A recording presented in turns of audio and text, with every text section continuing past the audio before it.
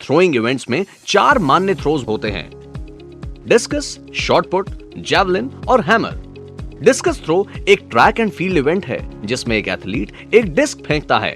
अपने प्रतिद्वंदी की तुलना में ज्यादा दूरी तक डिस्कस फेंकने वाला खिलाड़ी विजयी होता है। रिक्वायरमेंट्स: डिस्कस थ्रो में डिस्क की आवश्यकता होती है।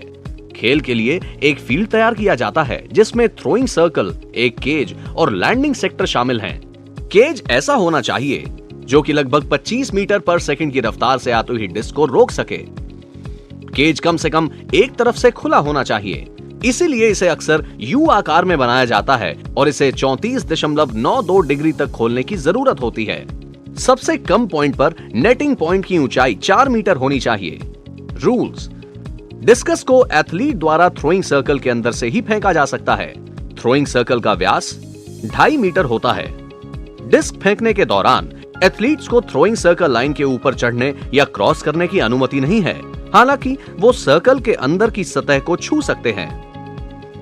ओलंपिक थ्रोइंग इवेंट में प्रत्येक खिलाड़ी को अपनी प्रतिभा दिखाने के लिए क्वालिफाइंग राउंड से गुजरना पड़ता है। उसके बाद वो उस इवेंट के फाइनल में पहुंचता है। वहां भी उसको विभिन्न प्रकार के क्रमों में 6 प्रयास करने होते हैं। सबसे दूर फेंकने वाला खिलाड़ी विजेता होता है। फाउल: यदि एथलीट जमीन पर डिस्क के गिरने से पहले सर्कल छोड़ देता है तो इसे एक फाउल थ्रो माना जाएगा। डिस्क अगर लैंडिंग एरिया या सेक्टर के बाहर जाकर गिरती है तो उस थ्रो को अमान्य माना जाता है। Hammer throw: hammer throw athletics में एक महत्वपूर्ण खेल है।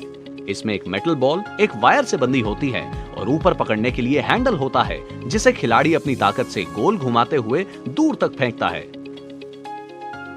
रिक्वायरमेंट्स: खेल में इस्तेमाल होने वाला हैमर 3 उपकरणों से मिलकर बना होता है, जो है मेटल बॉल जिसे हेड कहते हैं। बॉल एक स्टील की तार से बंधी होती है जिसकी लंबाई 121.5 सेंटीमीटर होती है। तार के दूसरी छोर पे पकड़ने के लिए ग्रिप या हैंडल होता है।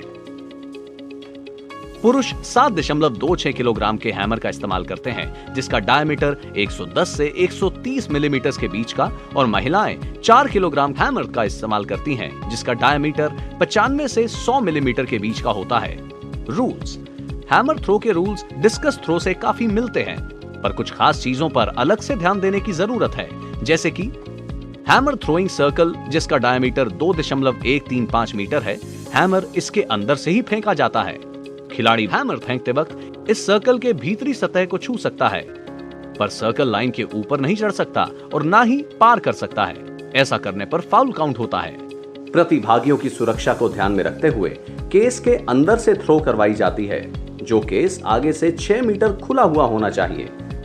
हैमर थ्रो के अंदर खिलाड़ी थ्रो करते समय हैमर थ्रोइंग ग्लव्स का प्रयोग करता है।